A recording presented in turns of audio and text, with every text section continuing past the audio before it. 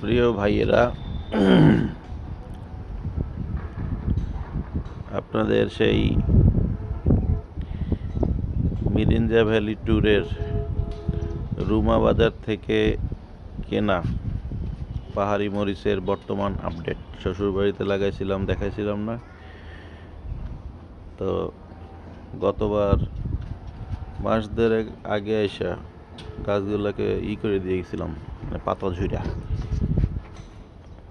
তারপরে তাদের অবস্থা, এখানে মনে হয় 5-6টা গাছ আছে একসাথে, মানে পাতার জন্য ভিতরে কিছু দেখা যাচ্ছে না।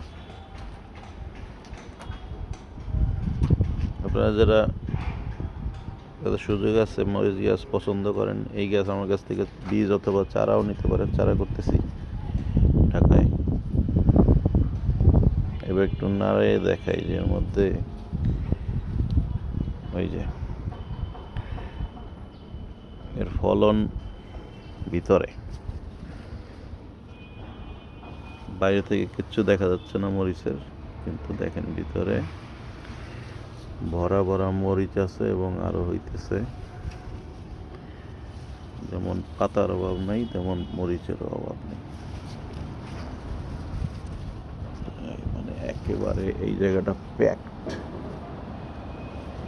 এই জায়গাটা এখনো মানে হাত ঢোকানোর মতো জায়গা নাই, এমন ভাবে হয়েছে। এবার তো পাতা কাটার মতো অবস্থা নেই।